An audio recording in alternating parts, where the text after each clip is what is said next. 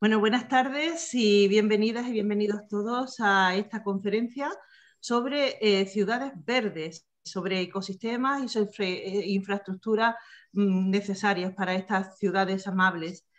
Como también dicen nuestros amigos de Marbella Activa, que hablan mucho de esas ciudades amables. Agradecemos a Rosa, a nuestra ponente, Rosa Ceño, que es paisajista, es máster y bueno, ya nos hablará de ella nuestra responsable de conferencias y seminarios, Cristina Malena. Por ahora os voy a decir que agradecemos muchísimo su generosidad de que haya puesto a nuestro servicio su sabiduría. La Asociación de Mujeres Universitarias de Marbella, de la que soy presidenta, ha cumplido 13 años de implantación en nuestra municipalidad. En estos momentos somos casi 90 socias de diferentes disciplinas universitarias y nacionalidades. También gozamos con un buen número de colaboradoras, amigos y amigas. Y también, por favor, ¿pueden usar el micro? Bien, gracias.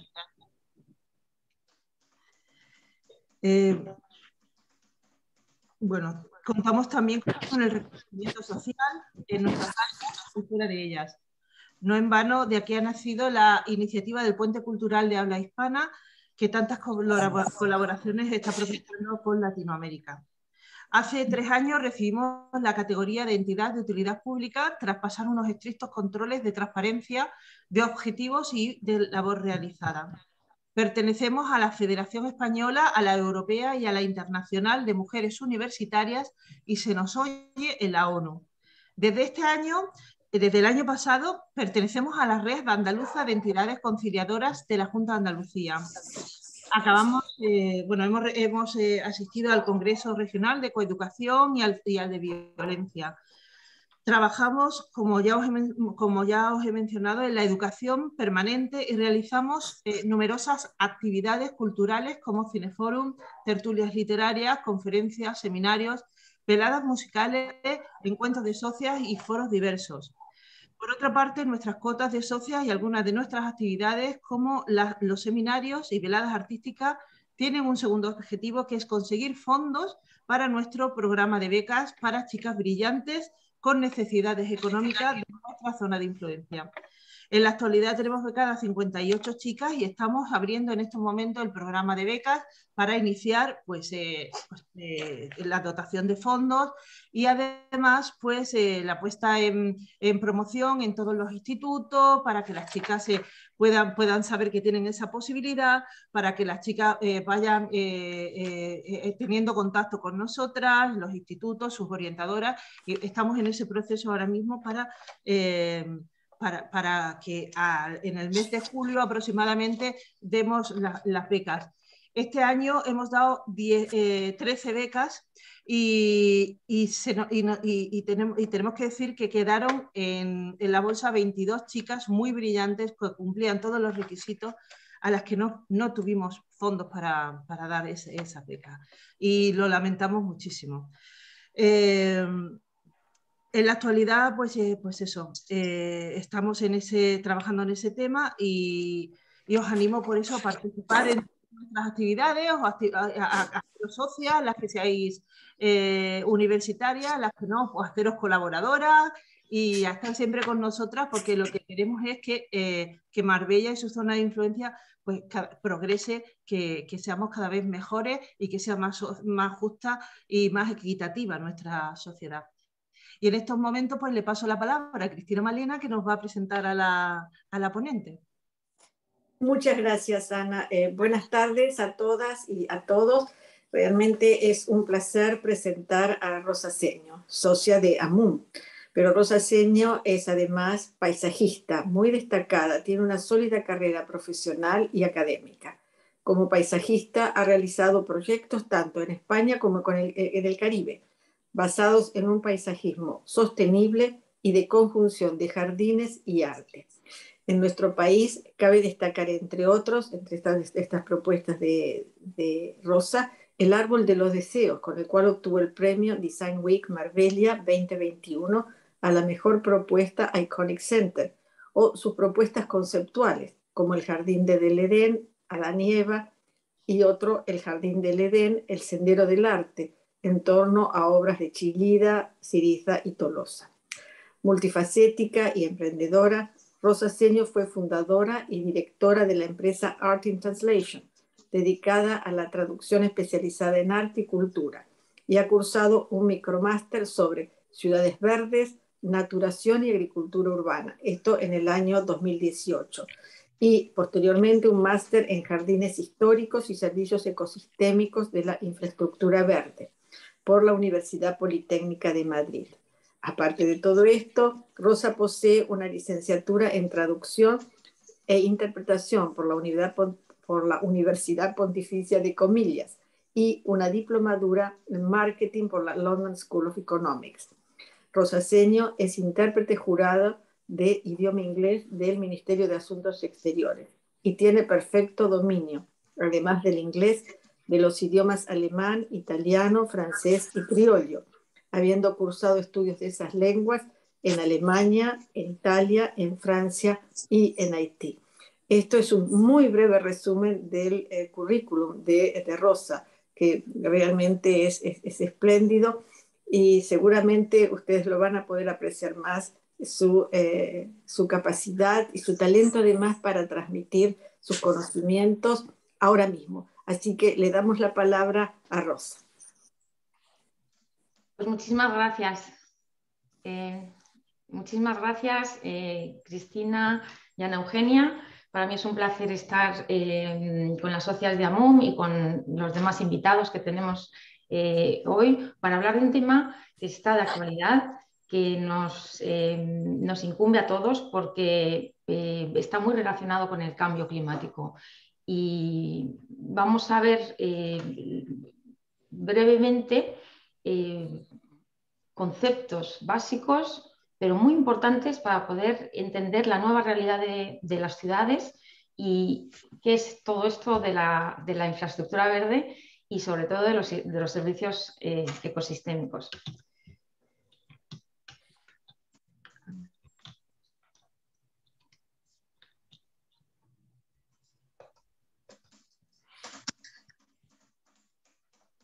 Bueno, mi primera pregunta es, ¿podemos revertir el cambio climático? Pues yo soy una persona muy positiva, pero en este caso tengo que decir que tal y como está el planeta, como veis en esta diapositiva,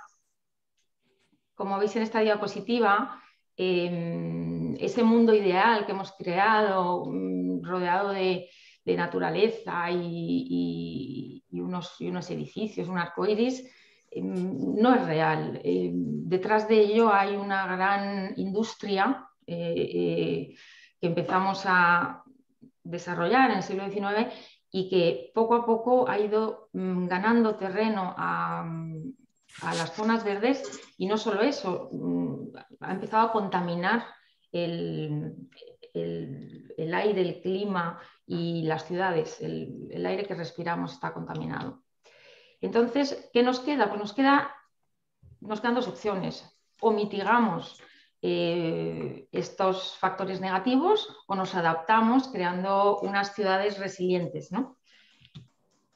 ¿Y cómo se trata desde el punto de vista de la gestión, ¿no? Que aquí al final tenemos que ir a la gestión, porque es la que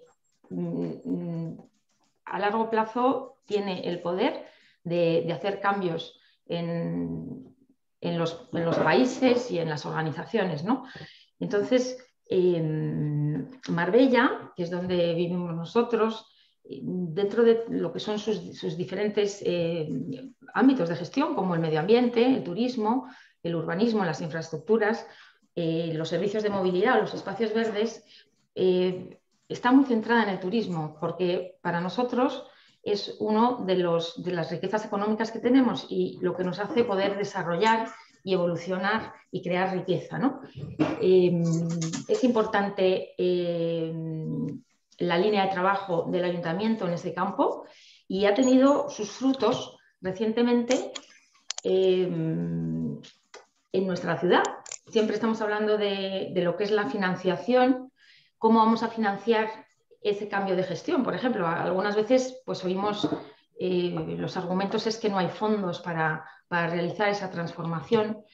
Pero tenemos, por ejemplo, y tengo el placer de anunciar que tenemos a uno de los oyentes que trabaja en la FAO y nos está escuchando desde Roma, pues tenemos a la FAO que tiene varios programas, a la ONU, Naciones Unidas, y la Unión Europea también, con los fondos Next Generation, que vamos a hablar de ellos dentro de un momentito, porque nos van a interesar mucho para el desarrollo de las políticas de gestión de Marbella.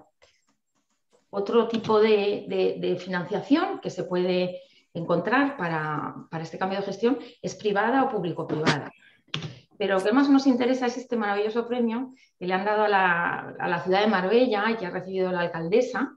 Es un certificado que se llama Destino Turístico Inteligente, y Marbella ha sido el primer destino en toda Andalucía en recibir este premio, lo cual nos honra porque se están haciendo bien las cosas. Se ha hecho un muy buen programa de desarrollo del turismo, y la alcaldesa Ángeles Muñoz comenta que gracias a este premio vamos a poder acceder a los fondos europeos de Next Generation, que son muy amplios, muy generosos, y todo esto se va a hacer gracias al cumplimiento de unos estándares que están muy relacionados con dos pilares. Uno es la innovación y otro es la sostenibilidad. Entonces, vuelvo a preguntar, ¿cuál es el planeta que queremos dejar a nuestros hijos? A veces se habla de sostenibilidad y no sabemos muy bien a lo que nos referimos. Bueno, pues esto es la sostenibilidad. ¿Qué vamos a dejar a las generaciones venideras? Bueno, pues gracias a una buena política de sostenibilidad y a unas políticas de innovación adecuadas, podemos lograr que el cambio climático pues, o se vea mitigado o las ciudades se vean adaptadas, ¿no?, a esa nueva realidad.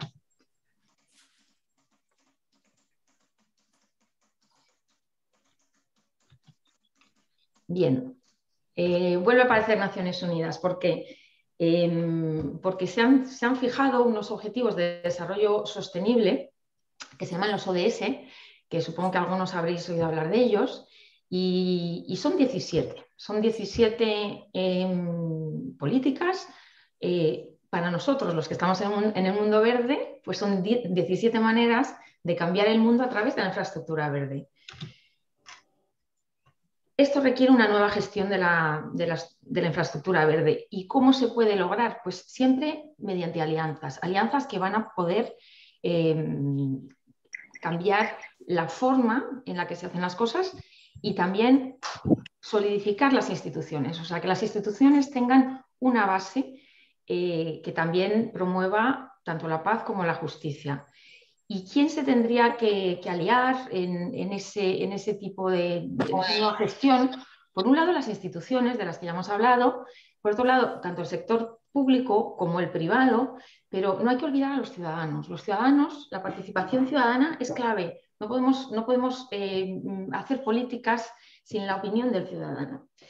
Hay varias concejalías que están relacionadas. Nosotros, para las zonas verdes, creemos que la de turismo, medio ambiente, urbanismo, parques y jardines deberían colaborar, ¿no? Esto no puede venir solo de parques y jardines, porque nos estamos perdiendo esas alianzas que promueve Naciones Unidas y que logran que las cosas salgan mejor. Cuando nos damos la mano, las cosas salen mejor y podemos crear unas sinergias positivas para los resultados finales. Y por último, son muy importantes los equipos multidisciplinares. Un ingeniero, un arquitecto antiguamente diseñaban hasta un parque, y creemos que actualmente hay que contar con técnicos especializados, con especialistas en medio ambiente, tecnología, paisajistas, que no solemos estar en ese tipo de reuniones, y por supuesto ingenieros de varias ramas y arquitectos, pero ha de ser un equipo multidisciplinar el que ayude a gestionar esta infraestructura verde, porque cada uno tiene mucho que aportar. Voy a hablar de las dos de los dos pilares que he hablado antes, primero la innovación y luego la sostenibilidad. Para la innovación volvemos a los ODS. Os he comentado antes que eran 17 y vamos a ver que al final en esta diapositiva van a aparecer todos.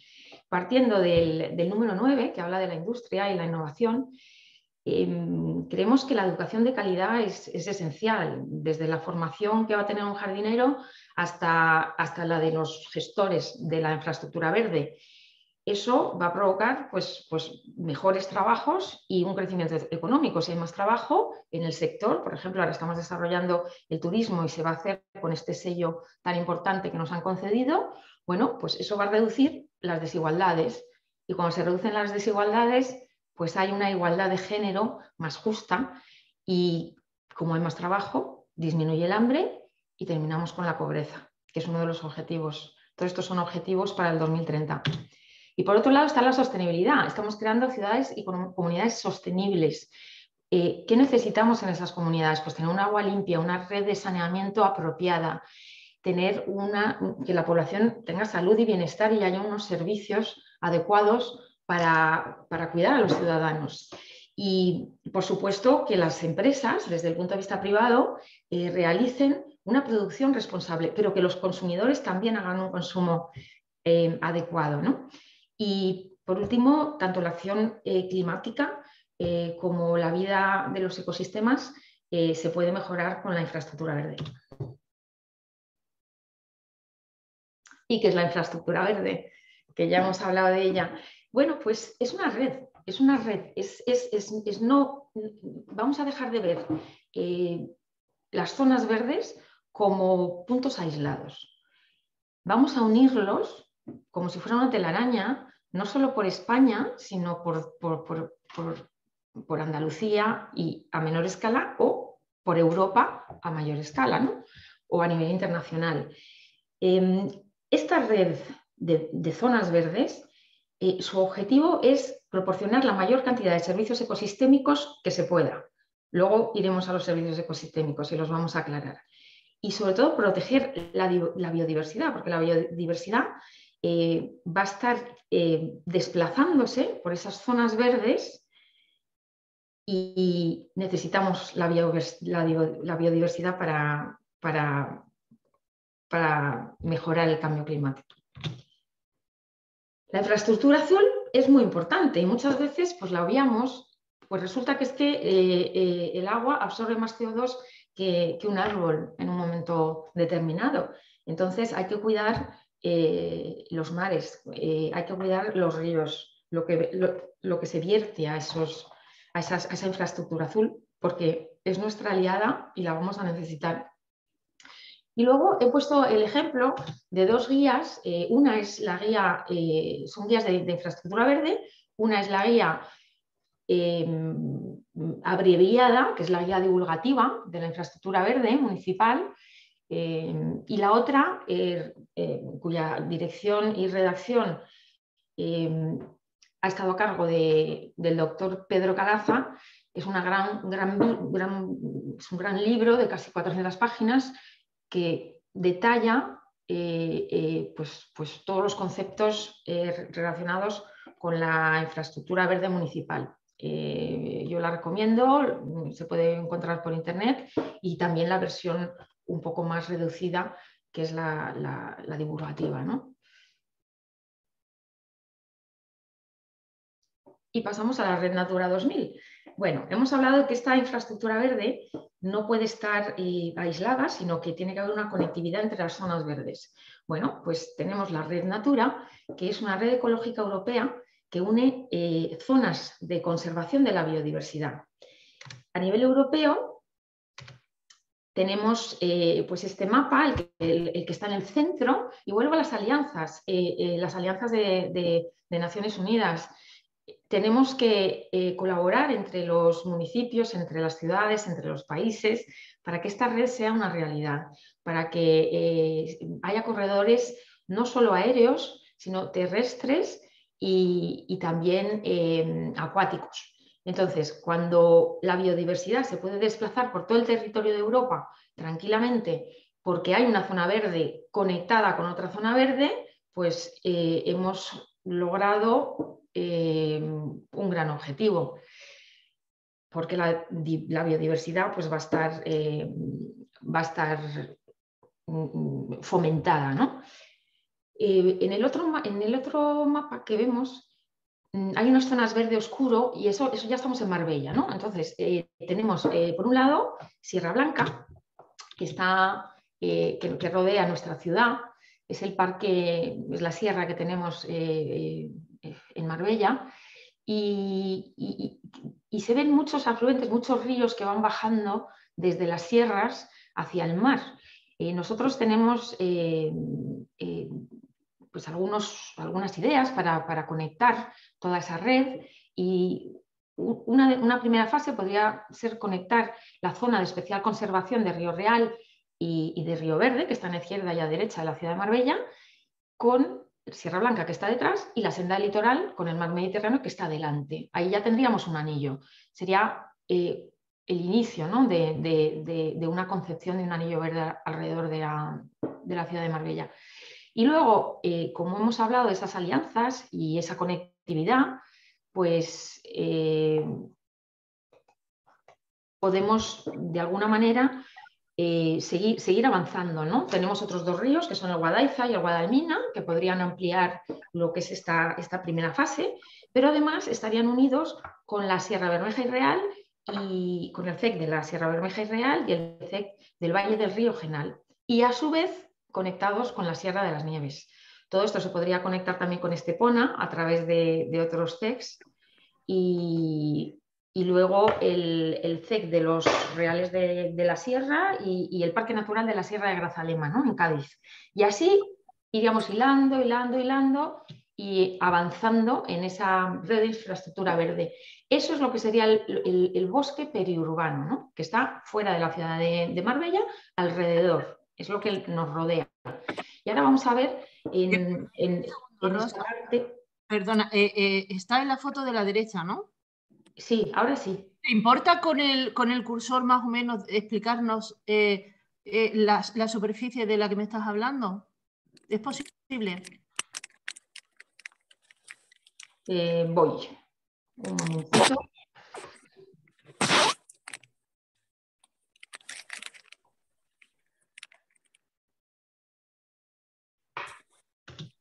¿Esta? No, la siguiente, ¿no? Vale. Bueno, pues ahí estamos. Con el cursor, ya estamos, esto ya es Marbella, ¿no? Estas son las zonas verdes urbanas. Esto es la fuente, es el Sistema de Información Territorial de Marbella, mapa de zonas verdes, bosque urbano. Ya estamos en el bosque urbano, el bosque de la ciudad. El bosque urbano son las zonas verdes que hay dentro de la ciudad, ¿vale? No es que tenga que haber un bosque como tal, sino que se llama así la relación de varias zonas verdes de una ciudad, ¿no? Entonces, bueno, este es el puerto, esto es Puerto Banús, este es el puerto pesquero, y bueno, pues las partes de color verde que veis, pues tienen arbolado o tienen guayparques.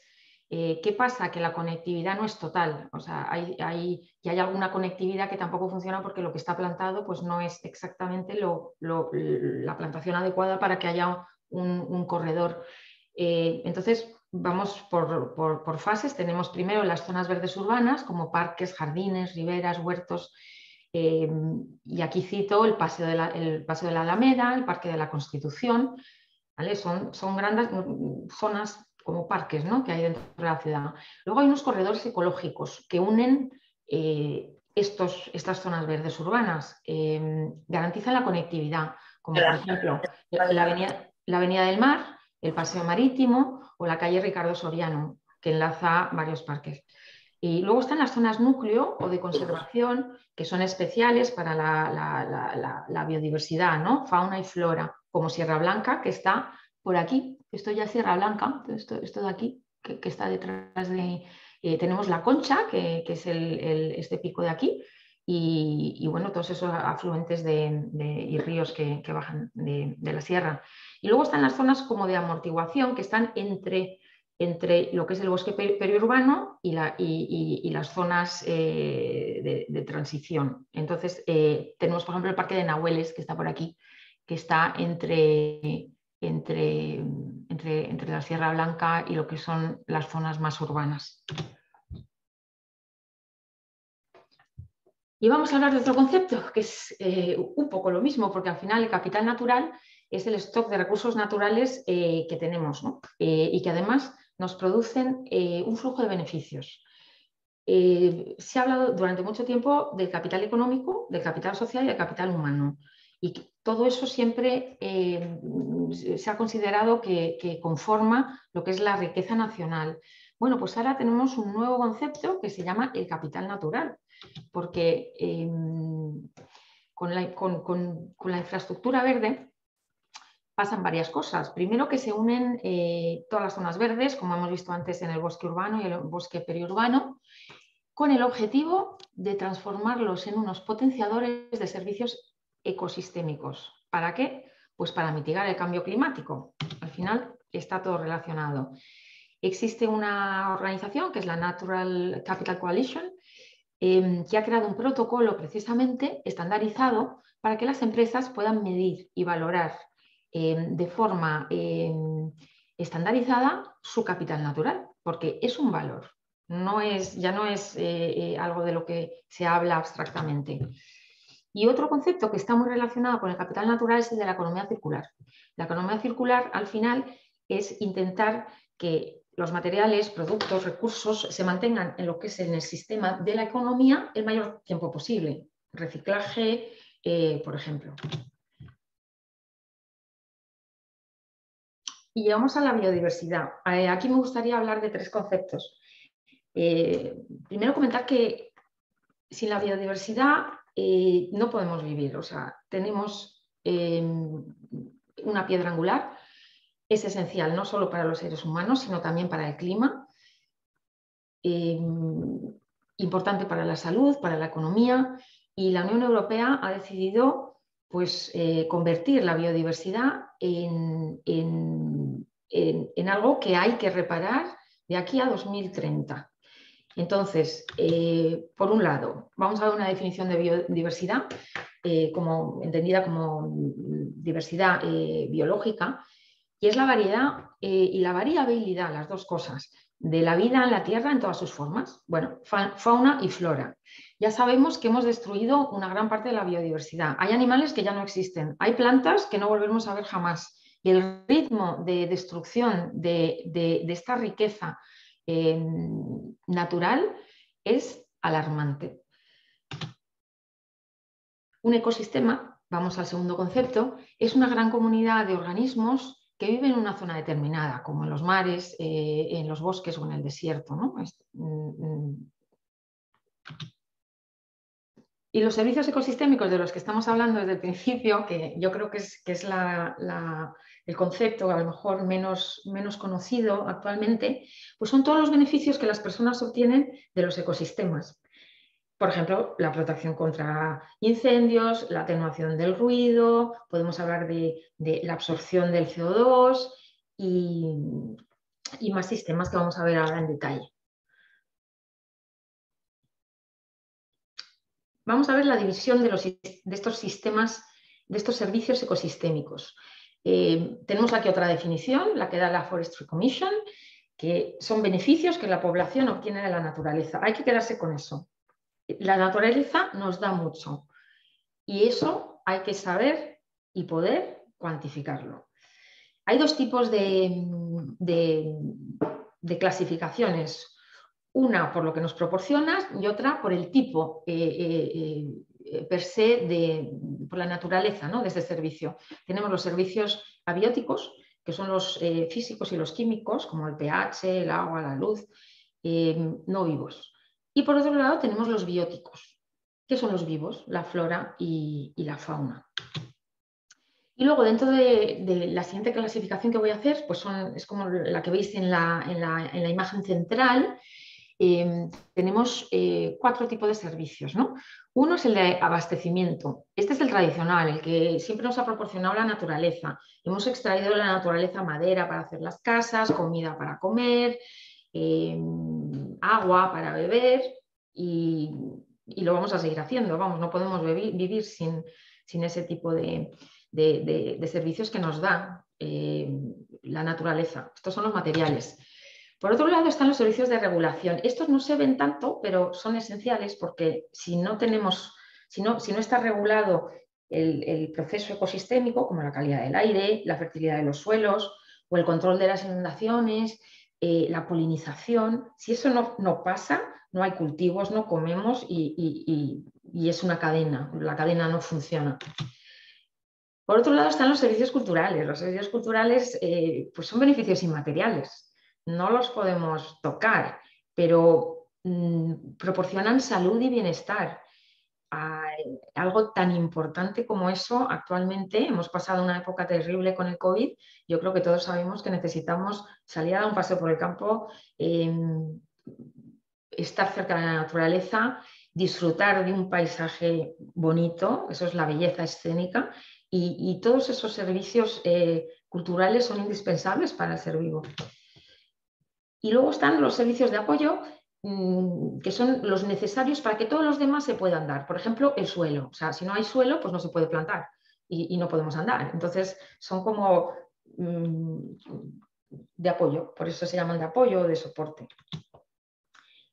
Y por último os pongo pues, una pequeña muestra de lo que es la lista CITES, porque la lista CITES tiene 96, incluye 96 servicios ecosistémicos que están clasificados dependiendo de los criterios que he mencionado antes. En su versión 5.1 son 96. Os recomiendo ir a la página web de CITES, que os la he puesto aquí en la diapositiva, y que podáis ver la profundidad, el detalle, la magnitud de estos servicios ecosistémicos, porque son los que vamos a tener que identificar para la nueva gestión que estamos solicitando.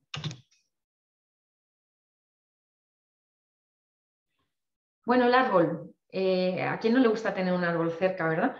Hay una regla que es la del 3-30-300 que a mí me gusta mucho porque ¿quién no quiere ver al menos 3 árboles desde su casa? Tener por lo menos 30% de cobertura vegetal en su barrio y estar al menos a 300 metros de un parque, pero no cualquier parque, un parque de verdad, un parque en el que se pueda disfrutar de la naturaleza. Pues qué menos, ¿no? Y sobre todo cuando nos damos cuenta de todos los beneficios que nos aporta el arbolado.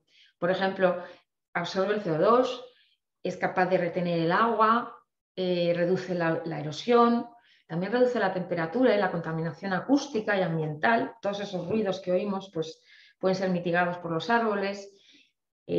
Fomenta la biodiversidad, porque en el árbol viven muchos elementos de la fauna y se desarrollan allí.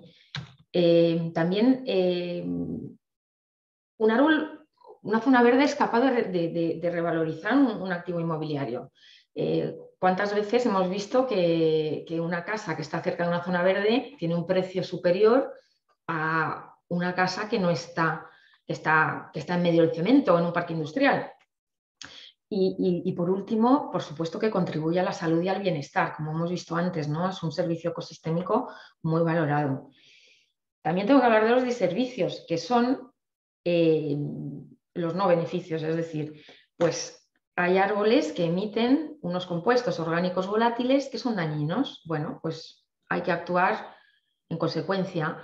Hay otros que producen unas alergias muy fuertes en la ciudadanía, pues hay que intentar no plantarlos en zonas residenciales. Hay árboles que tienen unas raíces destructoras, digamos, pues eso no se puede plantar en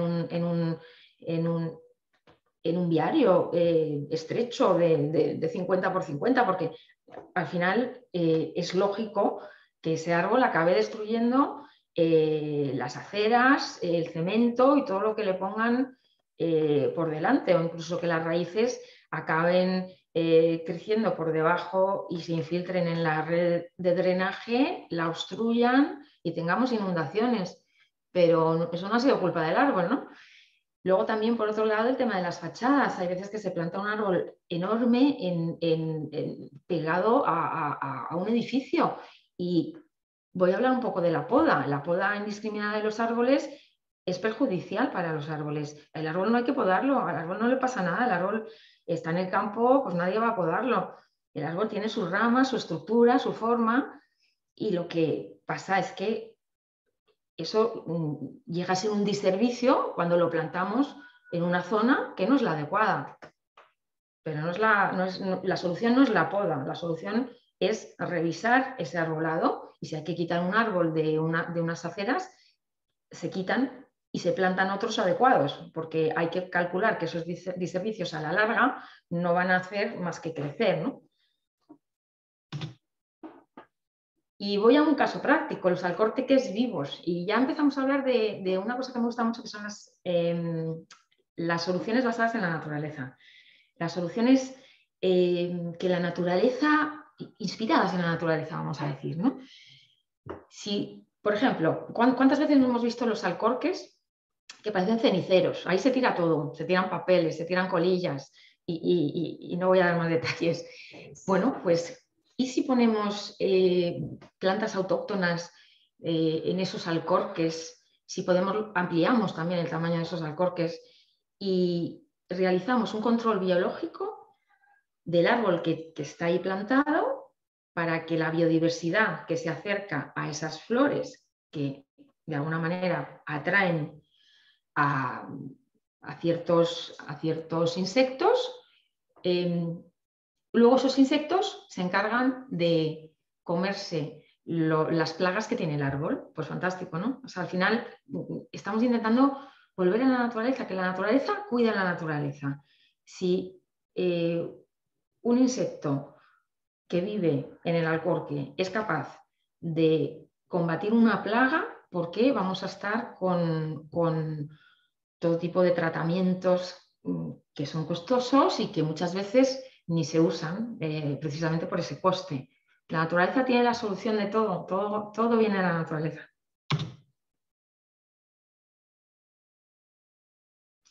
Y aquí las tenemos, ¿no? Son acciones para proteger, gestionar y además restaurar de forma sostenible los ecosistemas naturales,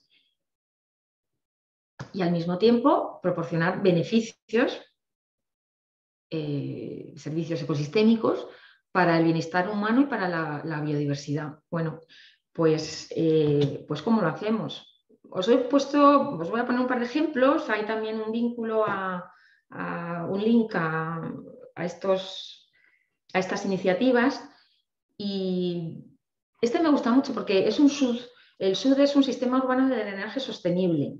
En las ciudades tenemos un problema, que hemos puesto tanto cemento que cuando empieza a llover muchas veces el agua ya no tiene por dónde ir. Entonces hay inundaciones. ¿Por qué? Porque el suelo no es permeable, porque ha habido mucho cemento. Entonces, o empezamos a quitar cemento o empezamos a utilizar lugares estratégicos de la ciudad que puedan almacenar el agua, como este parque de la inundación, la Marjal, en Alicante, que es capaz de almacenar hasta 45.000 metros cúbicos de agua. Y cuando llueve mucho, acumula el agua, y cuando no hay agua, está seco. Entonces, es una solución basada en la naturaleza. Y luego, por otro lado, un anillo verde, y aquí pongo el ejemplo del anillo verde de Vitoria-Gasteiz, que tiene, bueno, es una zona de 833 hectáreas, con más de 90 kilómetros de sendas. Es un ejemplo para toda España, porque además lo importante de este anillo es que se empezó a organizar en el 1993. Entonces, nos llevan muchos años de ventaja a los que no tenemos anillo verde. Y el ayuntamiento tiene una página web espectacular en la que describe esas zonas, cómo están conectadas, y también os animo a visitarla.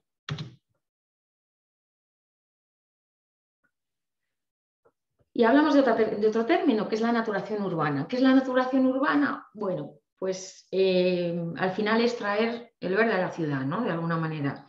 incorporar la vegetación al medio urbano con un fin, que es el de mitigar ese desequilibrio que hay entre la urbanización, la construcción de ciudades y la conservación del medio ambiente. No hemos hecho bien las cosas. Cuando hemos construido las ciudades, tal vez al inicio teníamos zonas que eran de alguna manera más verdes, pero a medida que el suelo empezaba a escasear, pues se han ido quitando zonas verdes para plantar, ¿no? Para construir. Y entonces se ha provocado un desequilibrio entre lo que es la infraestructura gris, que son los edificios, y el cemento, y la infraestructura verde. Y ha salido ganando la infraestructura gris. Entonces, o sea, la naturalización urbana contempla los problemas que tenemos en las ciudades y empieza, bueno, por empezar por alguno de los problemas, vamos a ver los medioambientales. ¿Qué tenemos en las ciudades? Mayor contaminación atmosférica y más gases invernadero y un descenso de la humedad relativa. Bueno, pues todo eso con la naturalización urbana se mitiga. También tenemos problemas hidrológicos. Vamos a ver, es un problema de cada vez tenemos más escorrentía. Escorrentía es el agua de la lluvia, cuando cae una tormenta grande, pues ese agua tiene que ir adecuadamente a una red de drenaje y esa red de drenaje tiene que llevar el agua a la red fluvial. ¿Qué pasa? Que eso no está funcionando bien, por los motivos que hemos hablado antes, porque hay mucho cemento y muchas veces ese agua no acaba de poder llegar a la red de drenaje. Entonces cada vez tenemos más inundaciones. Y por otro lado tenemos la gestión de residuos, que cada vez tenemos más. Tenemos residuos sólidos, tenemos residuos que acaban muchas veces en los mares, en los ríos, en un vertedero habilitado, en un vertedero espontáneo que vemos por las carreteras. Y todos esos temas pues hay que contemplarlos. Como soluciones pues se proponen, como no hay espacio en la ciudad, ¿qué pasa? Pues entonces nos vamos a las cubiertas vegetales. Vemos, por ejemplo, zonas que podemos ajardinar. Entonces, digamos, las azoteas de los edificios se pueden convertir en zonas en las que se puede hacer naturación intensiva con una plantación de más de 20 centímetros o naturación extensiva entre 8 y 12 centímetros. Otra forma por ejemplo, de que disminuya la temperatura de los edificios es tener fachadas verticales, con los jardines verticales. Pero ojo, que esos jardines verticales tienen que ser sostenibles porque hay muchos jardines verticales que no lo son. Entonces, con una buena planificación, con una buena recogida del agua, que se pueda reutilizar los riegos, con una planta autóctona, podemos crear unos jardines verticales que reverdecen la ciudad y ayudan a mitigar los problemas ambientales que hemos comentado anteriormente. Otra opción son los huertos urbanos y aquí voy a sacar el tema de los solares vacíos. Todas las ciudades tienen solares vacíos que están como abandonados, que no va nadie, y no se construye tampoco. Bueno, pues en vez de estar vacíos se pueden hacer algunos acuerdos. Si a lo mejor hasta dentro de 10 años no se va a construir nada, en vez de que se queden vacíos y que supongan un foco de delincuencia, un vertedero espontáneo, bueno, pues se pueden crear huertos urbanos que durante 5 años estén gestionados pues, por una comunidad de vecinos y se puedan plantar pues, todo tipo de verduras y volvemos o frutales, volvemos a lo que hemos hablado antes, ¿no? a los servicios ecosistémicos materiales. Otra opción es crear anillos verdes. Bueno, como ya hemos visto el de Vitoria y hemos dado algunas pinceladas sobre lo que se podría hacer en Marbella, pues creo que ya ha quedado bastante claro. Importante hacer los pasillos ecológicos, ¿no? Esos corredores aéreos, terrestres y acuáticos de los que hemos hablado antes para que la biodiversidad pueda circular. Y vamos a las alianzas. Las alianzas son muy importantes, es la colaboración de varios especialistas, ¿no?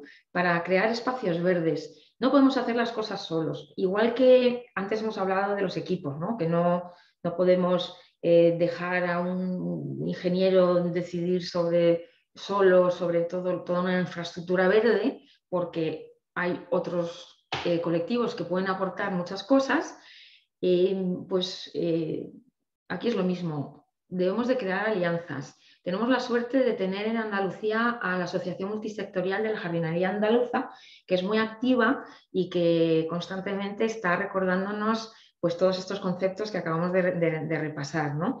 A nivel nacional tenemos a la Asociación Española de Paisajistas, que apoya la jardinería, el paisajismo, el diseño sostenible. Y, por supuesto, la Asociación Española de Parques y Jardines Públicos y la Asociación Española de Arboricultura. Todas ellas tienen algo en común, trabajan, se reúnen y yo creo que tenemos que seguir en esa línea, ¿no? Para poder seguir avanzando y creciendo.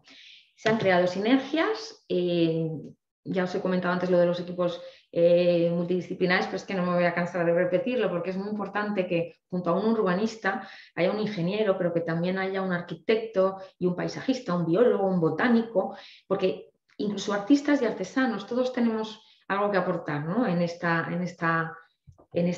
gran alianza, ¿no? que estamos creando.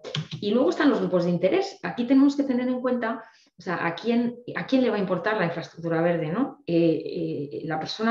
Las personas que más se van a beneficiar, el beneficiario directo va a ser el ciudadano. ¿Por qué? Porque va a mejorar su salud, su bienestar, su calidad de vida. Entonces es muy importante que las asociaciones ciudadanas, que las tenemos aquí en Marbella y que son muy efectivas, pues sigan pues reclamando lo que consideren para que esta infraestructura verde funcione. Y bueno, el gobierno es muy importante a nivel local, municipal, que cree su plan director de gestión de infraestructura verde y de gestión de arbolado urbano, además de lo que es el inventario del arbolado de la ciudad que actualmente no está actualizado. Hay unas elecciones aquí en Marbella este año y bueno, vamos a estar pendientes de todas estas iniciativas porque esperamos que los grupos políticos las tengan en cuenta. Es importante que la infraestructura verde esté presente en los discursos de todos los candidatos, ¿no?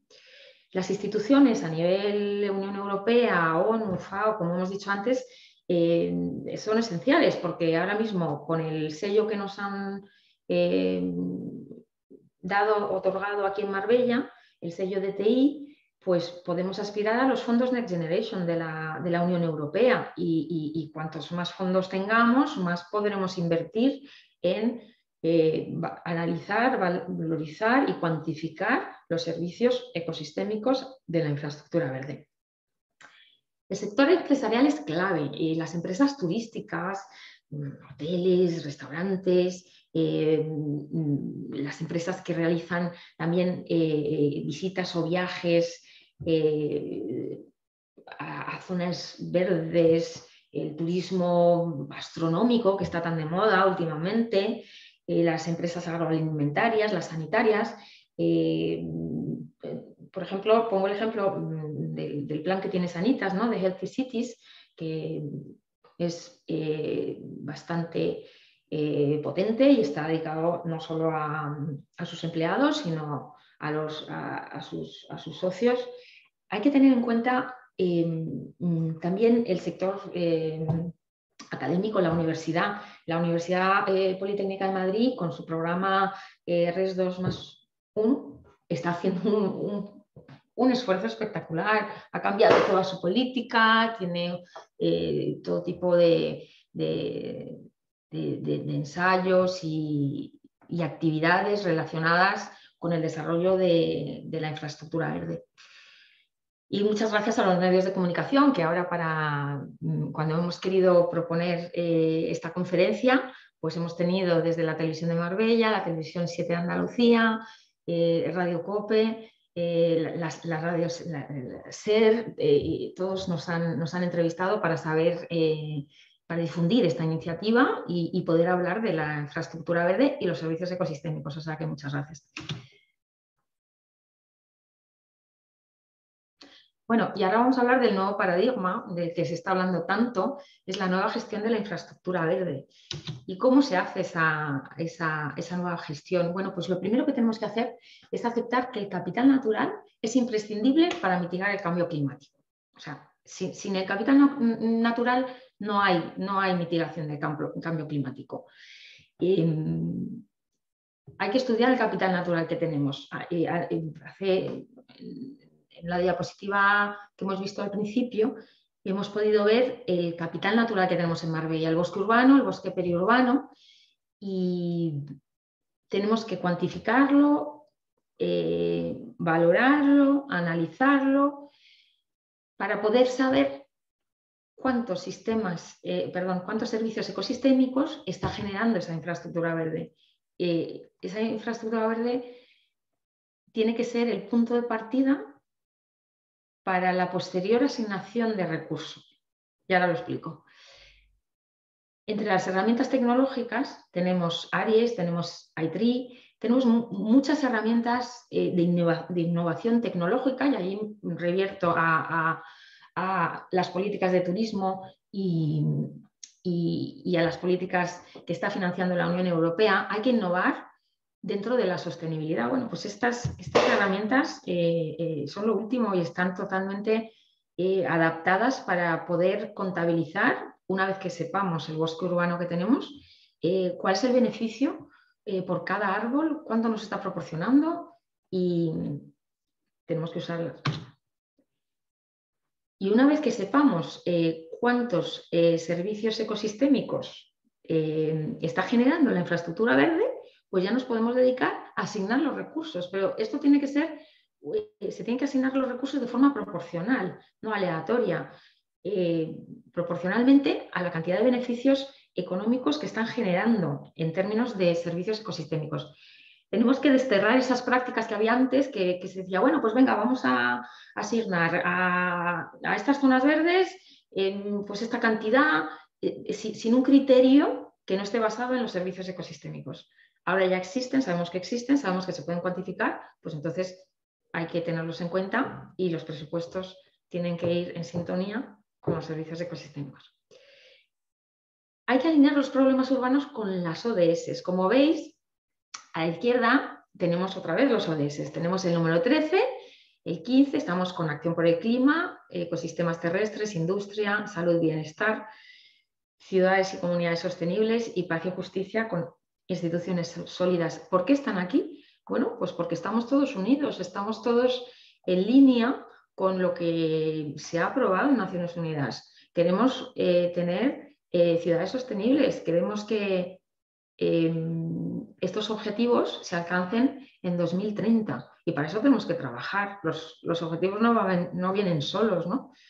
Y las acciones basadas en la naturaleza que hemos visto antes, como los alcorques vivos debajo de los árboles, pues hay que usarse, se tienen que usar, pero junto con unos indicadores que puedan cuantificar los resultados, porque de nada sirve realizar unas acciones si luego no tenemos un método de control. Y estos indicadores siempre van a estar ahí para ver si lo estamos haciendo bien. El control y el mantenimiento son esenciales tanto en la gestión de la infraestructura verde como en los jardines. Yo siempre digo, no puedes hacer un jardín y no dar mantenimiento. Una cosa es que tenga bajo mantenimiento, pero mantenimiento hay que dar. No se puede crear algo y abandonarlo, ¿no? Y pensar que ya no vamos a necesitarlo y que ya está terminado, ¿no? Porque son activos de la naturaleza, y la naturaleza no se para, la naturaleza evoluciona, cambia, se modifica, y hay que mantenerlo, ¿no? Entonces hay que ver que todos esos recursos que hemos empleado en esta nueva forma de gestionar la infraestructura verde, con el tiempo pues han sido efectivos. Bueno, y ahora os voy a hablar un poquito de mi trabajo, de Arte y Jardines. Sabéis que está la senda litoral que empieza en Manilva y acaba en Nerja,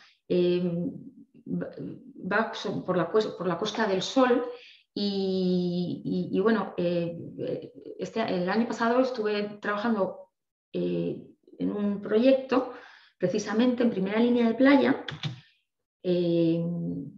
con fuertes vientos, fuerte salinidad, en el que solo quise emplear bueno, pues especies autóctonas y alóctonas, bajo mantenimiento.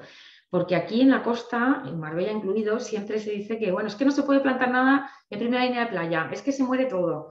Y la verdad está bastante descuidado. Y yo me propuse, de alguna manera, hacer unos estudios para poder crear una paleta cromática de plantas autóctonas que pudieran aguantar muy bien ahí en primera línea de playa. Algunas alóctonas también, pero la mayoría eran autóctonas. Y bueno, pues se me ocurrió vincularlas a un cuadro de un artista como Picasso, como, bueno, a un artista, ¿no? Y vamos a ver ahora justo el ejemplo de Picasso.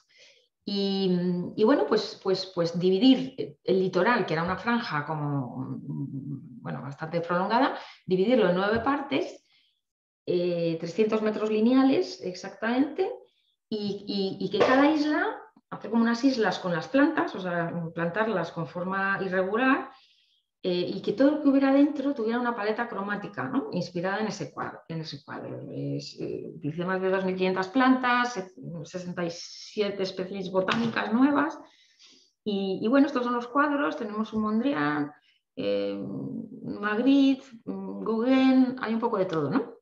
Entonces, de cada cuadro extraer la paleta cromática, luego de esa paleta cromática buscar plantas que tuvieran esos colores, ya fuera en la textura de la hoja o en las flores, y luego a través de bueno, pues un estudio botánico, puedo decir, creé paletas en azul, en verde, en malva, en naranja, en rojo, y entonces, bueno, esa es la foto del principio, ¿no? Que veis todas las combinaciones cromáticas. Y bueno, ha funcionado, están ahí, son plantas autóctonas, no se han muerto, llevan un año plantadas, están en primera línea de playa con los fuertes vientos que hay en esa parte del litoral. Y esto es solo para comentar que hay opciones, o sea, no hay que poner siempre esa, pues no sé, por ejemplo, una planta de temporada, ¿no? Por Dios, ciclamen en Marbella, luego pensamientos, luego nos ponen las alegrías. Bueno, pero si es que tenemos una paleta de plantas autóctonas maravillosas, preciosas, con color, con textura, con olores, que no hay que cambiar, ¿por qué no las utilizamos? Bueno, pues eso es lo que yo quería demostrar con este proyecto. Luego, por otro lado, a mí me gusta crear un diálogo entre arte y jardines, ¿no? Me parece que también volvemos a la interdisciplinaridad.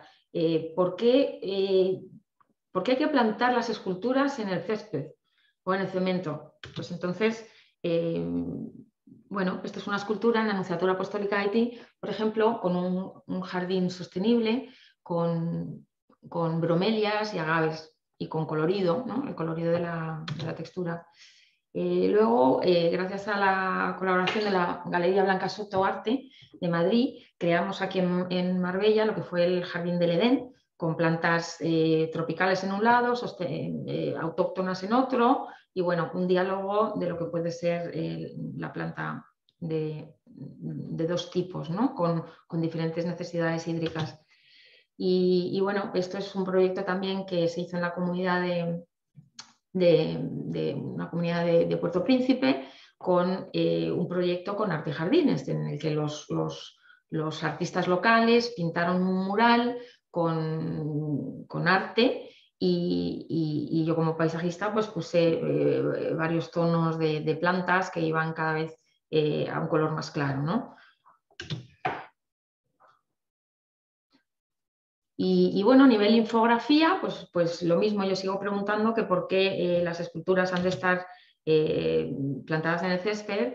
Tenemos Question Mark, que esto ha sido aquí en Marbella, en Villapadierna, pues una propuesta para una escultura, ¿no? La escultura aparece aquí plantada en el césped, y esto es una forma de presentarla, ¿no? Está aquí estaría arriba en un montículo, y se podría entrar, visitar, contemplar, y luego uno se iría a sentar aquí debajo de un laurel. Y los colores del alma, con una escultura de Jaume Plensa, que no sé si conocéis, que está en la Plaza de Colón, pues estuve con su galerista en Barcelona y me dijo, Rosa, hazme una propuesta con una de sus esculturas. Y entonces, bueno, pues yo hice los colores del alma, en el que me llevé a Julia, Julia se llama la escultura, me la llevé a un lago y de ahí salían como unos cordones que veis por aquí, que iban a islas en las que el color del cordón se reflejaba en las plantas que había plantadas, y hay 5 islas alrededor de Julia, ¿no? Y bueno, y por último, pues tenemos aquí el Bosque Infinito, que se presentó en la Affordable Art Fair de Milán en 2019, en el que, bueno, pues círculos concéntricos acogen esculturas de Fernández Castón. Y como Fernández Castón va evolucionando, pues al principio hay unos pasos que están aquí en el suelo entre los cipreses, luego su segunda etapa está aquí como unos tótems, y luego la tercera está por aquí, que como él empieza a evolucionar hacia la abstracción, pues entonces ya en vez de haber un círculo continuo, vemos que el círculo empieza a abstraerse, ¿no? Bueno, y ya para terminar, os presento el árbol de los deseos. Os voy a poner el vídeo porque algunos de vosotros no lo habréis visto si no estabais en Marbella.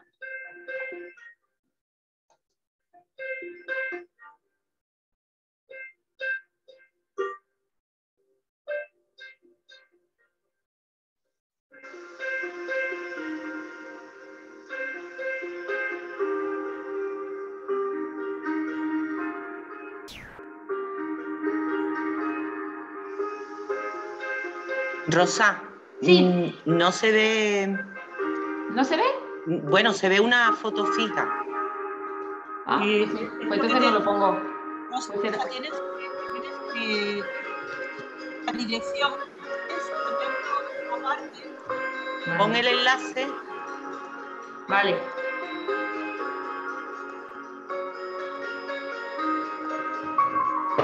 Vale.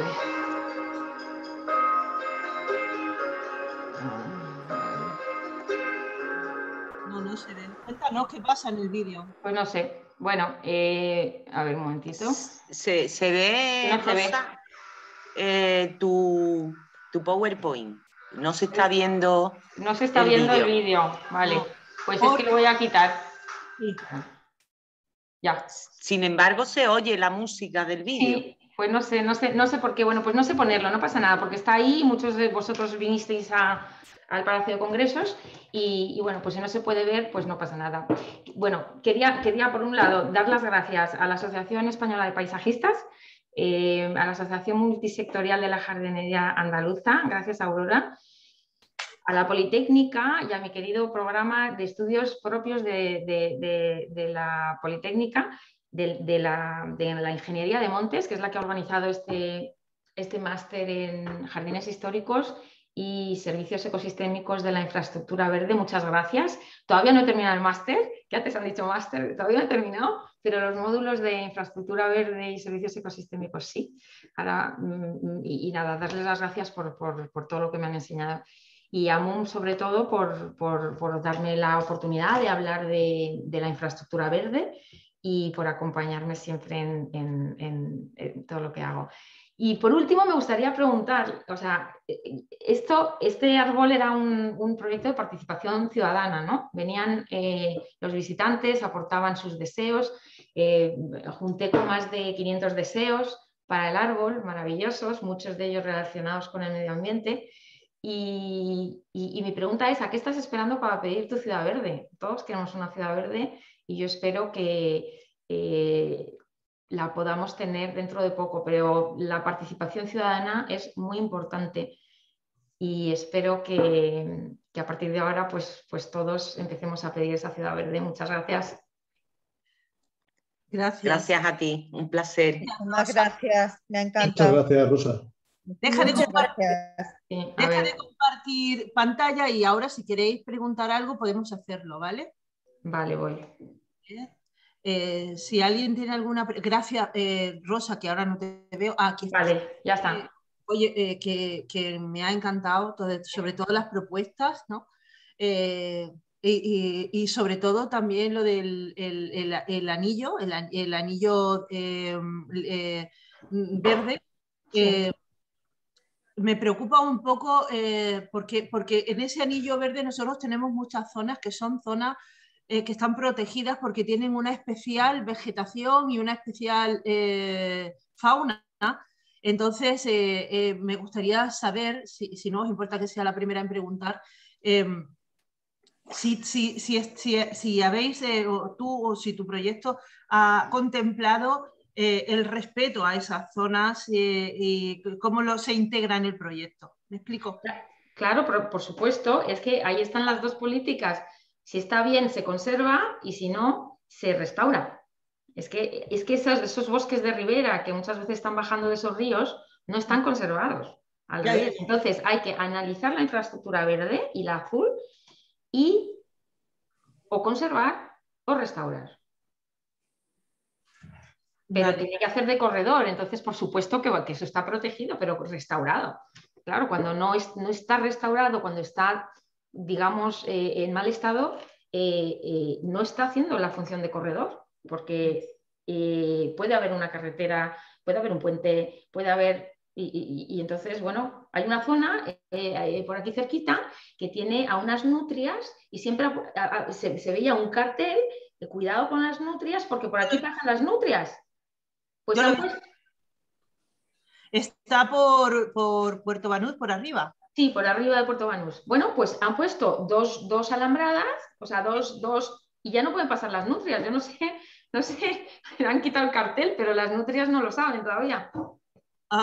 Claro, no lo saben. ¿No? Las nutrias la sorpresa de las nutrias, no veo yo que se haya hecho nada para las nutrias ahí. No, no.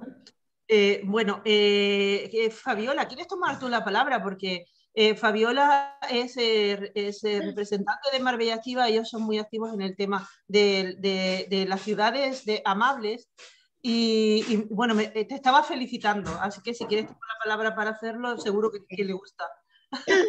Pues la verdad es que ha sido todo un placer conocerte, Rosa. Gracias. Me ha encantado la charla. Había momentos que decía, me está leyendo el pensamiento. Creo que lo que nos has explicado lo has hecho con tal claridad que yo creo que es difícil que ya no nos quede claro el problema que tenemos con el cambio climático, lo importante que son los árboles, lo importante que es la biodiversidad, lo importante que es la transversalidad, trabajar de manera transversal. De verdad me ha encantado, porque creo que como no sea que nos pongamos las pilas y realmente nos concienciemos de que ese es el camino, es que nos vamos a matar nosotros mismos. Nos quedamos sin planeta. Nos estamos matando ya y es que es de verdad que simplemente es cambiar es un chip. O sea, simplemente es cambiar la mentalidad y centrarnos en la sociedad en la que estamos viviendo ahora. Es que no hay otro camino. Sí. Bueno, Rosa, ¿hay alguien más que tenga alguna pregunta?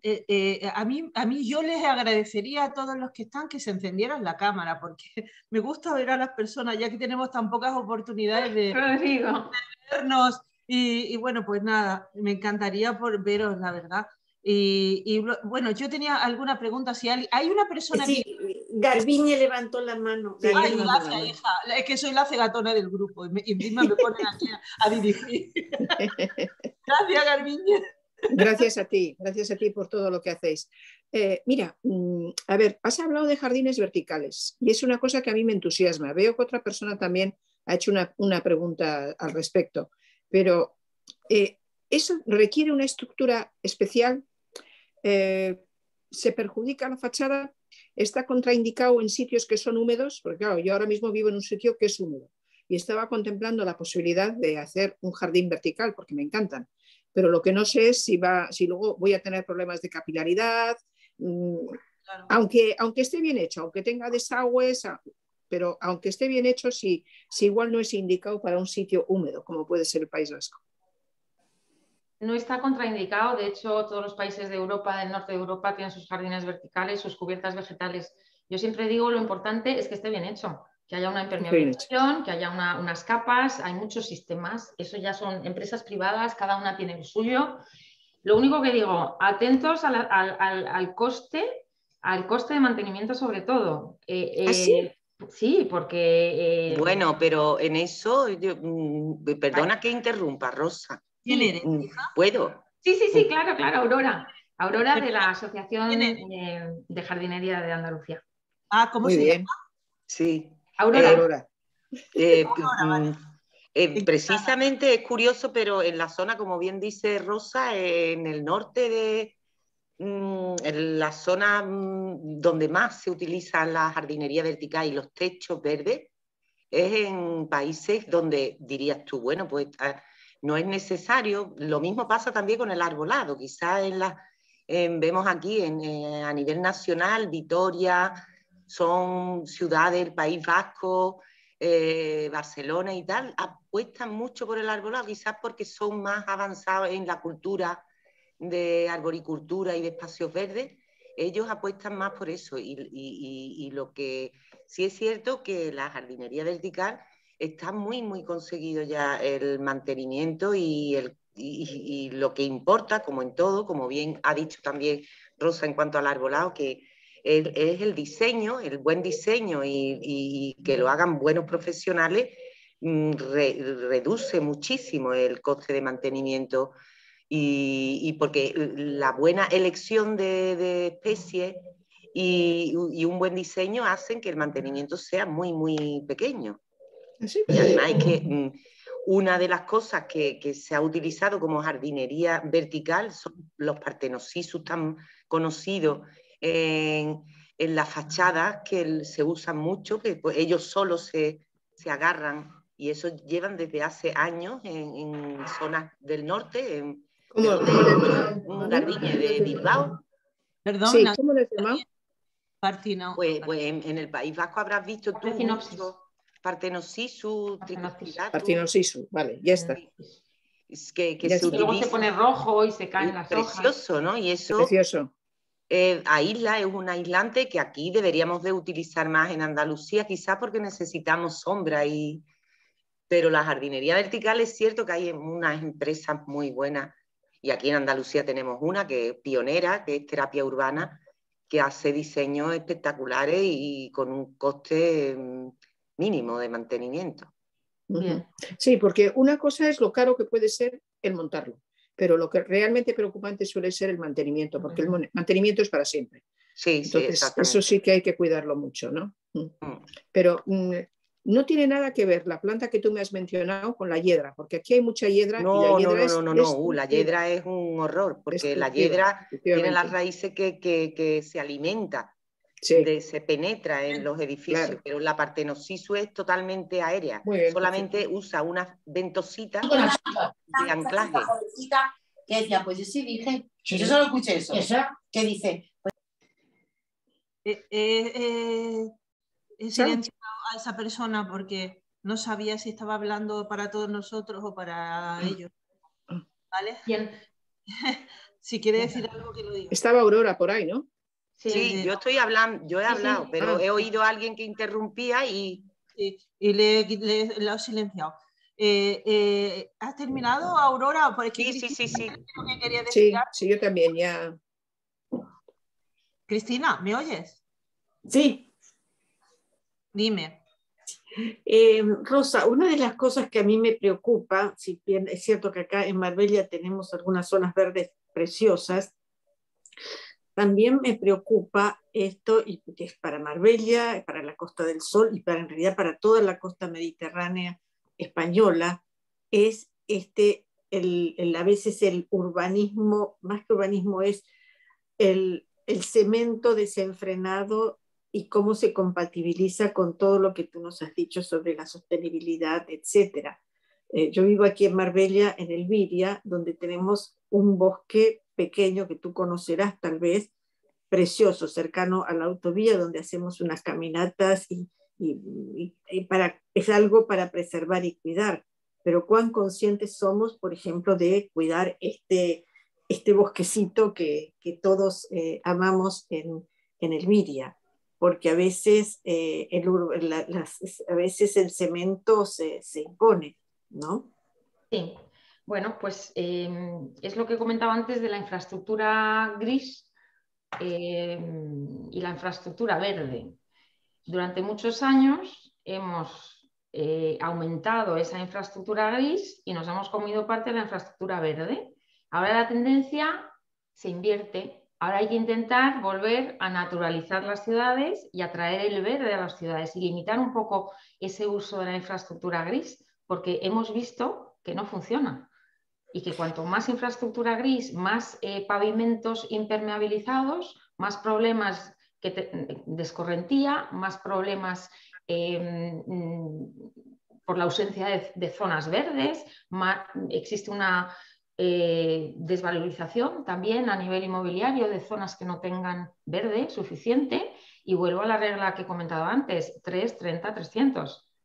Entonces hay que intentar estar rodeado del verde, y las políticas, claro, ahora mismo se está gestando el próximo plan de ordenación urbanística. Pues todas esas cosas, por eso hay algunas voces que bien han dicho que habría que incluir el plan de infraestructura verde y arbolado o relacionarlo con el de ordenación urbanística, para que todos esos factores se tengan en cuenta. ¿Cómo juegan en este caso, cómo juegan los campos de golf? Porque yo vivo justo frente al Club de Golf Santa María, ¿no es cierto? Y según a mí me han dicho, para construir, para poder desarrollar ese campo de golf, se arrasó con todo el bosque, porque acá era todo bosque, ¿no es cierto? Eso por un lado, arrasar para crear campos de golf, y el otro lado es la sostenibilidad, y el insumo del agua, etcétera, etcétera. ¿Cómo impactan estos campos de golf? Me gustaría saber tu opinión, Rosa, por favor. Sí, bueno, pues, sí, se está haciendo, o sea, el riego se está haciendo con aguas recicladas. Tenemos una desaladora y luego tenemos una planta de gestión de las aguas, y dentro de lo que cabe se hace con agua reciclada. Luego, la polémica viene con la cantidad de agua que se acaba consumiendo, porque al final estamos hablando de césped.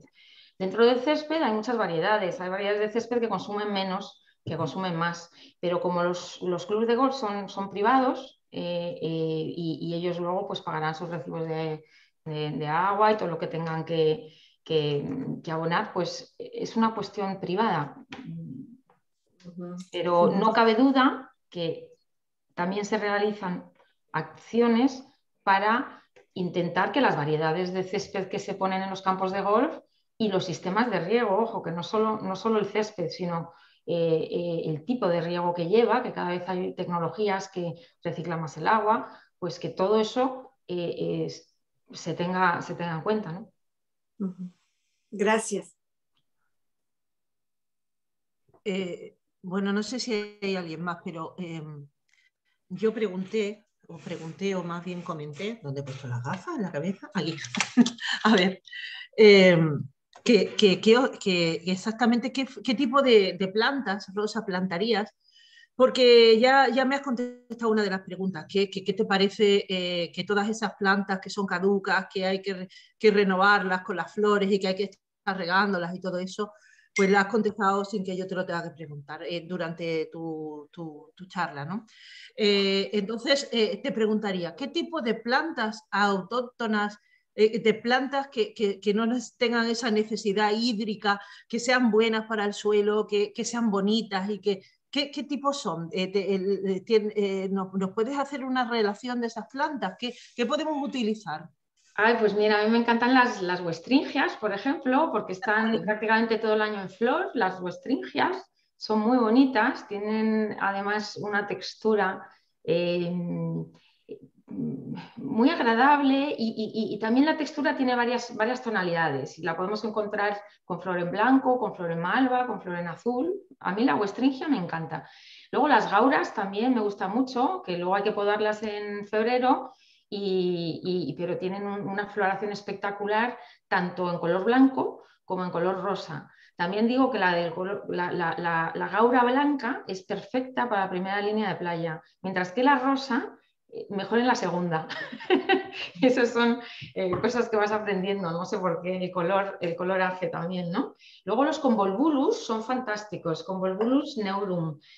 Son unas plantas con una... Rosa, que yo comprendo que tú las estás viendo ahora mismo en tu cabeza, pero yo no te quiero decir, ¿qué tipo de plantas son? ¿Son plantas pequeñas? ¿Son arbustos? ¿Son, Estoy hablando de arbustivas, pueden estar entre 30 y 60 centímetros, pues las gauras cuando están en flor pueden llegar a 1 metro.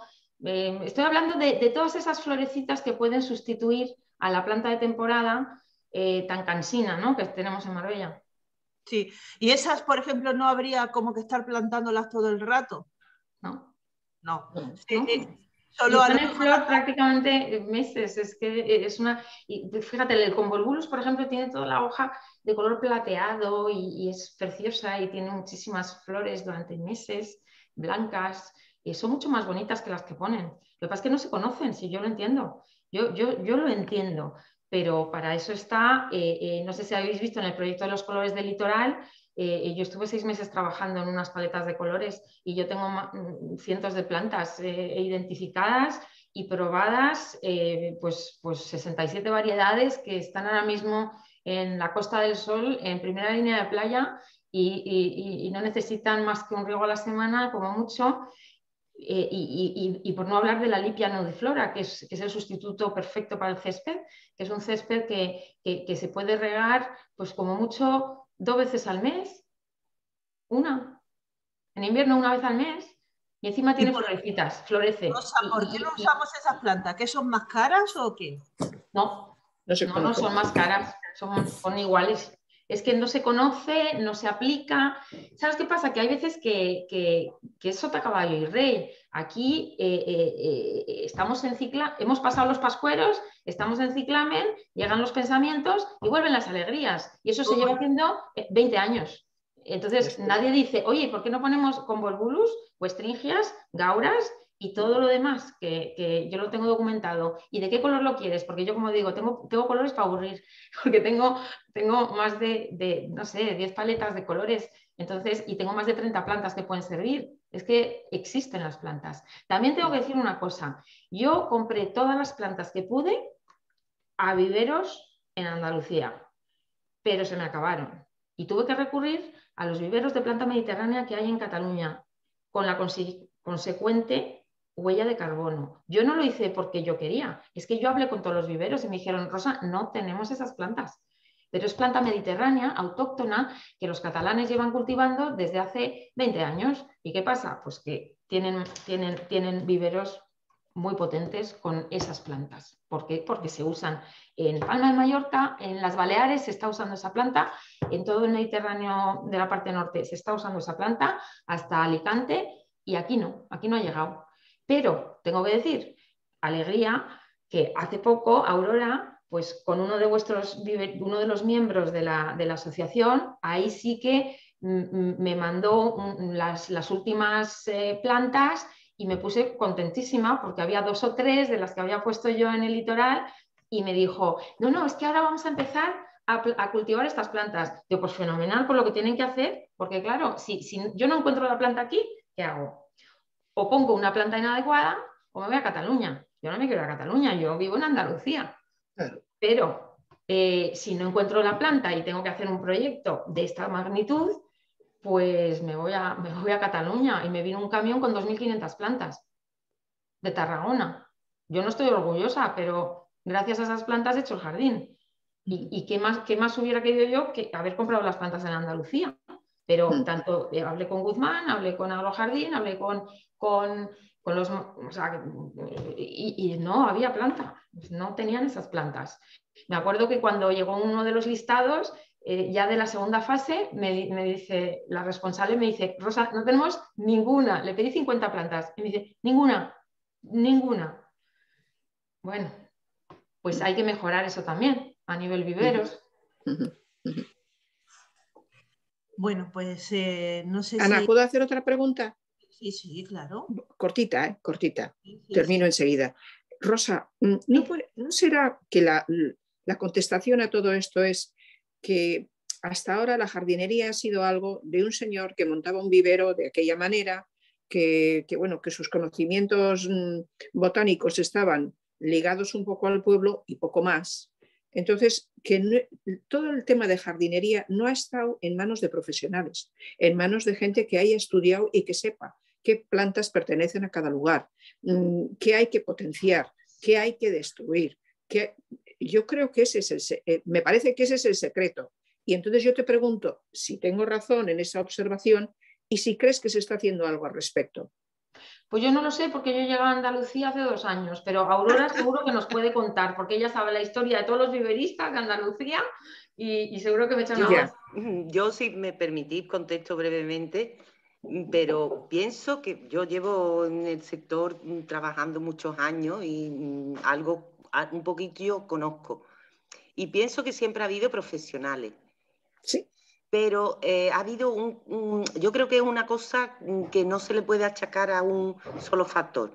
En primer lugar, la jardinería no ha sido valorada. En eso, en nuestra asociación, llevamos trabajando eso durante tiempo, porque uno de nuestros objetos principales es la dignificación del sector de los espacios verdes, la jardinería. Hoy en día, como siempre, hay muchos jardineros que le llamamos, en la asociación, entre un grupo de personas, le llamamos jardineros del Leroy Merlin, porque son personas que son chavales, jóvenes, suelen empezar y van al Leroy Merlin, se compran máquinas, porque sopladora, cortadora, cortasetos, desbrozadora, y entonces ya pues piensan que son jardineros y ponen cartelitos, necesita arreglo el jardín, y esos son nuestro gran, eso es uno de los factores que más dañan a la profesión, porque son personas no cualificadas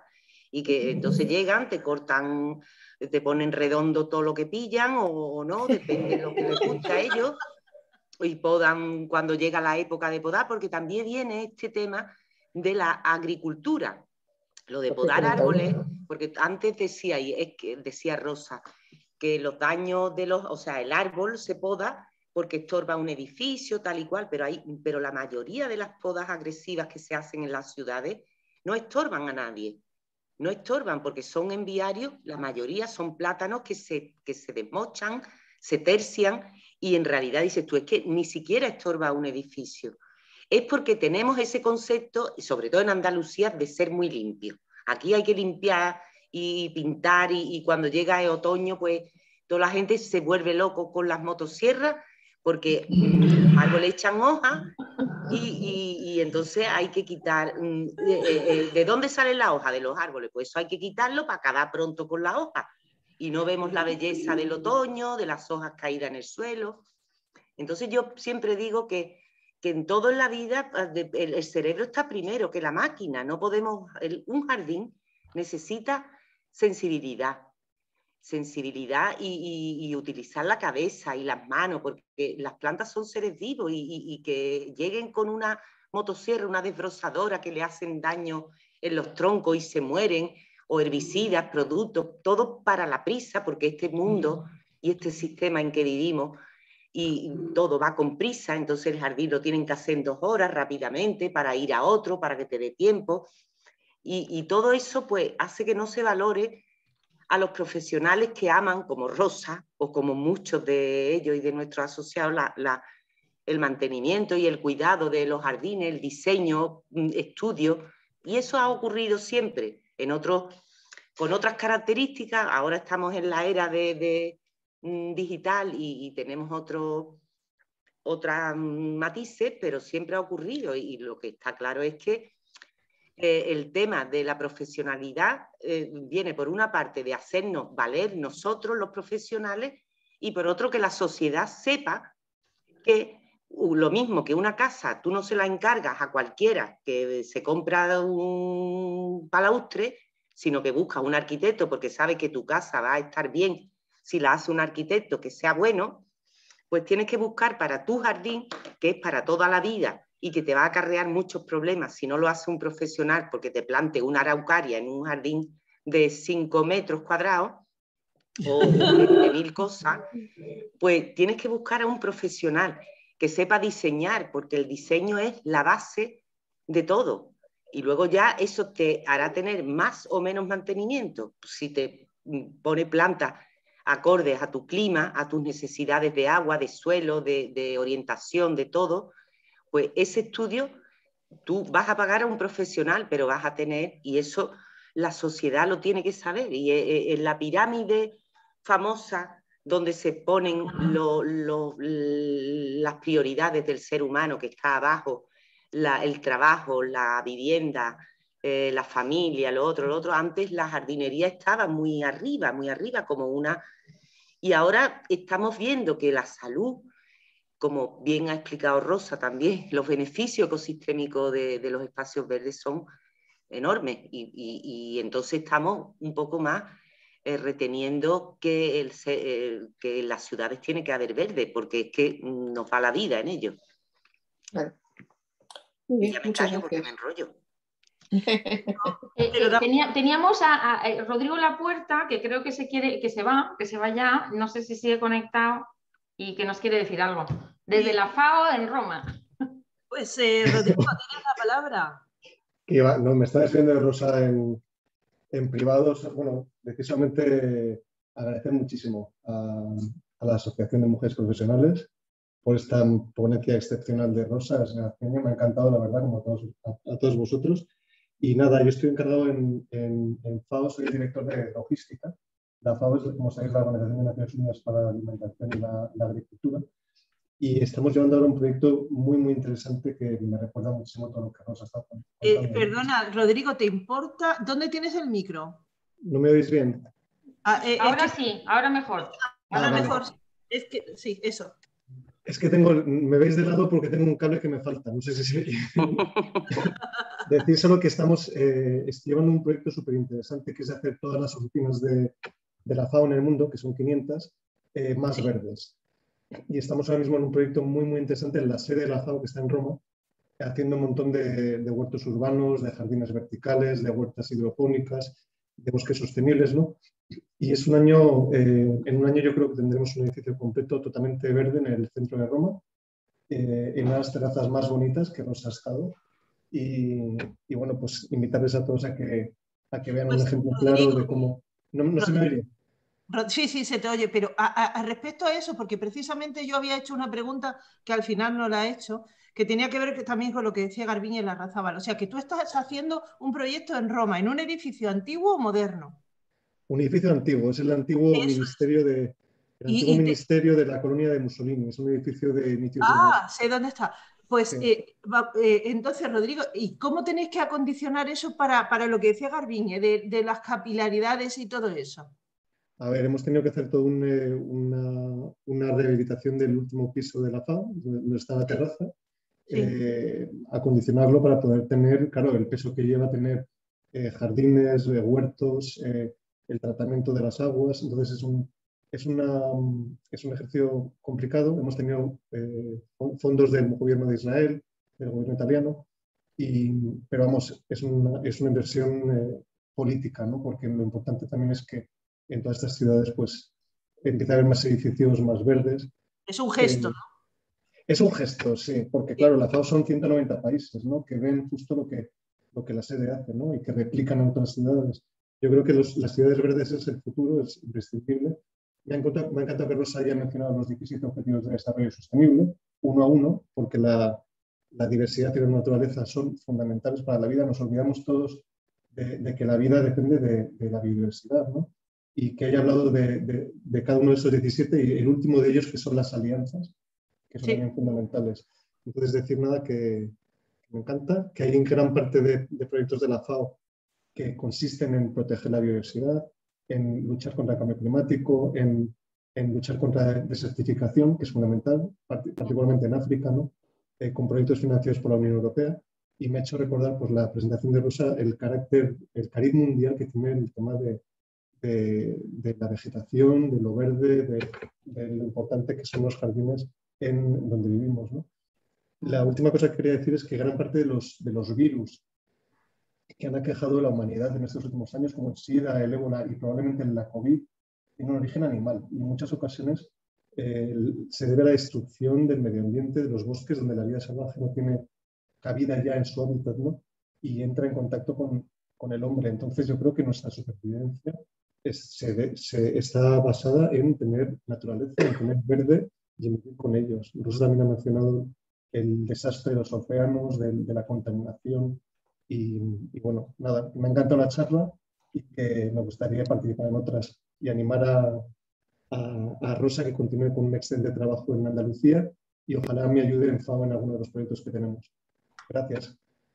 Pues muchas gracias, Rodrigo, por tu asistencia. Bueno, nos ha gustado muchísimo, para nosotros es un honor y desde luego, pues nada, tiene las puertas abiertas para asistir a todas nuestras actividades, que queremos muchos hombres buenos con nosotras. Pues pero bueno, muchísimas gracias a todos. Todos los hombres buenos. Adiós, gracias. No he dicho que esté bueno, pero también se admite. Todos hombres. A ver, bueno, pues estamos abusando ya de Rosa y de todos los asistentes. Si nadie tiene ninguna pregunta más, pues nos retiramos y vamos a pensar en todo lo que nos ha dicho Rosa, porque yo me he quedado un poco así pensando. Y eres peligrosa cuando empiezas a pensar. Piensas casi siempre. Eres peligrosa casi siempre. Bueno, pues chicos, Rosa, felicidades. Sí, sí, felicidades. Muy bien. Enhorabuena. Muchas gracias. Enhorabuena. Enhorabuena. Magnífica la conferencia. Preciosa. Vale, es un Potosí, Rosa. Y gracias a la Asociación de Andalucía, a la Asociación de Jardinería. Sí, es que Aurora es maravillosa. Yo os tengo que decir que gracias a Aurora he hecho el máster, porque me mandó la información, ¿verdad, Aurora? Sí, y me dijo, Rosa, bueno. mira qué máster más interesante. Y yo estaba ahí como, ay, no sé, pero si yo de esto no... Y me apunté y siempre me apoya. Pues mira, Rosa, en vuestro... Por algo será, Rosa, por algo será. Ay, no sé. Rosa es nuestra embajadora. Perdón, ahora te vas a convertir en nuestra embajadora, Rosa. Sí. Yo me apunto. Pues que digo, Rosa, que con vuestras acciones seguro que podemos cambiar muchas cosas. Mira, tú ya, al demandar a una empresa ciertas plantas, esa empresa ha traído 3 plantas. Los empresarios no son tontos, son muy listos. Y si tú le demandas un producto, pues ellos lo van a tener. Así que... Ya estás pensando.